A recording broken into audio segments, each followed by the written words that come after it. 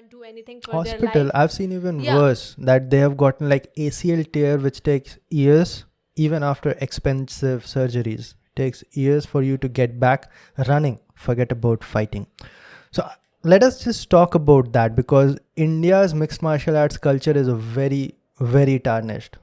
The way that gyms are operating in this country, super dangerous. And I'm talking about metropolitan cities. I can only imagine what is going on in small cities. Now, I came up from karate background. I did it for like 2 to 3 years, but there they have a very fixed way of dealing with things. Like they are going to take safety first.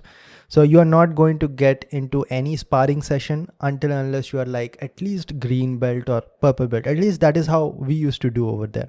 And even like small city level boxing, which trains you for the Just clear the term sparring, Ashish. A lot of people don't know that. Sparring is just like practicing fighting. So you are going to be trying to check your moves and not With trying to another hurt person. the other Yeah. person, but still trying to get used to having that pressure on you. That's what sparring is all about. But like I was saying, that in small cities also, the good boxing gyms which are training you for national level competitions or even sometimes international, they are not going to let you even wear the gloves for over 1 year of you training properly, because techniques are more important. First you have to develop that. Yeah. After that you'll start hitting someone, right? But what I've seen in MMA gyms in, let us say, cities like Bangalore, Delhi, Mumbai, they are going to get you fighting within months, which is super dangerous. Like there will be boys who watch too much UFC and then they decided that I'm going to join a gym and I'm going to learn how to fight. And the coaches, this is like a pedigree for disaster. So the boys are super excited and hyped up about fighting, and the coaches are under pressure that they want boys who are ready to fight, because there are competitions going on, and most of the boys are there just for training. Same goes with girls as well. Girls situation is even worse because there are even lesser number of girls, so they are having higher pressure of getting them fighting. So the coaches needs their boys or girls to be competing in these, let us say, club level championships or state level championships, and very few of them will be willing to do that because they do not want to get into fights. They're just doing it for a lot of times fitness, a lot of times to lose weight, a lot of times to just learn the techniques. They do not want to be full on head to toe fighting, right, hitting each other.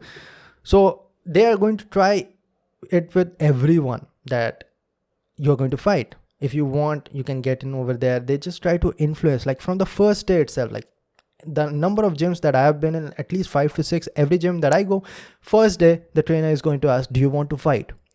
How do you know that? You have no idea how I fight, and you have no idea, a lot of times they have no idea how many years of experience I'm having. But not only to me, everyone, they are asking the same thing, do you want to fight? So I'm going to share, there are like infinite number of examples, but this one will clarify everything. So there's one boy who works in multinational company, age maybe 1 or 2 years younger than me, but I was just trying to share some moves with him, punching normal jab, straight, hook combinations, and he really does not have proper balance. Like the footwork is not on point, he's not on toes, he does not understand a lot of things like what is pivot, what is bob weave, he does not understand anything. So I was teaching him this, and he said that okay, works good.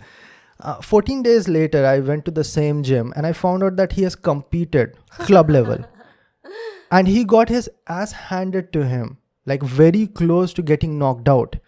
Another boy I know has a permanent scar over here. Permanent. It's never going to go away. Because he competed just after 3 months of training.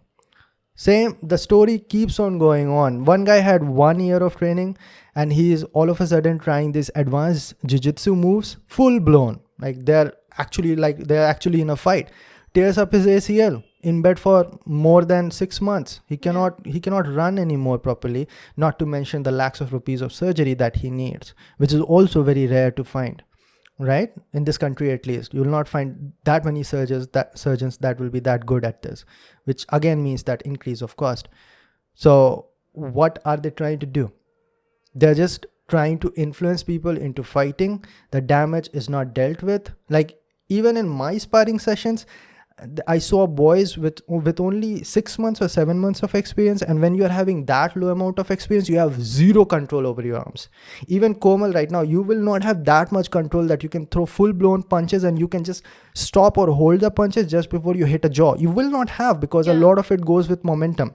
And these boys with just months of experience gets into sparring and they do full on sparring, like actually hitting. And I've seen people falling down, getting knocked down, all blanked out in middle of these so-called sparring sessions, where actually what they are doing is barbaric fighting, because they are not having proper techniques either. What are you going to learn in 6 months? They're not having any proper techniques. They're like jumping while they're hitting. They do not have proper twist in their hips. Do you want to throw some light over the long-term repercussions also? See, first of all, the one which you mentioned to me, concussions and all. None of these boys know anything about concussion. First of all, they have no idea. I know even people who are trying to compete in national level and even international level has no idea about concussion. When you talk about what is fighting all about, a lot of them are going to say, it's about heart, bro. You have to be strong mentally. All right, very good. What do you know about concussion? It's nothing, bro. You have to tough it out. That's what their idea is. They have no idea what this is. First of all, mixed martial arts itself is so new. Like, it started properly in the 90s. We do not have any MMA professional fighters who have done that for, let us say, a decade, who has entered their 60s or 70s. So what is going to happen, like if they are going to get Alzheimer or not, you do not know. What is going to be long-term repercussions, you do not know. Because the biggest damages obviously sometimes comes in the actual fights, where you are having a will to win, and for that you have to beat the person in front of you. But a lot of times you are fighting a lot more in the gyms, especially when the coaches are idiots. For example, one time I was just sparring and the person in front of me was throwing these wide hooks. All right, there's no technique in that. So I do not know what the hell the coach is doing over there, who is not correcting the techniques properly, like how the hook should be. He's throwing wild punches, and that one of the punch hits the back of my head, which is super dangerous if you do not know. You can lose consciousness. You might lose a big chunk of your nervous system.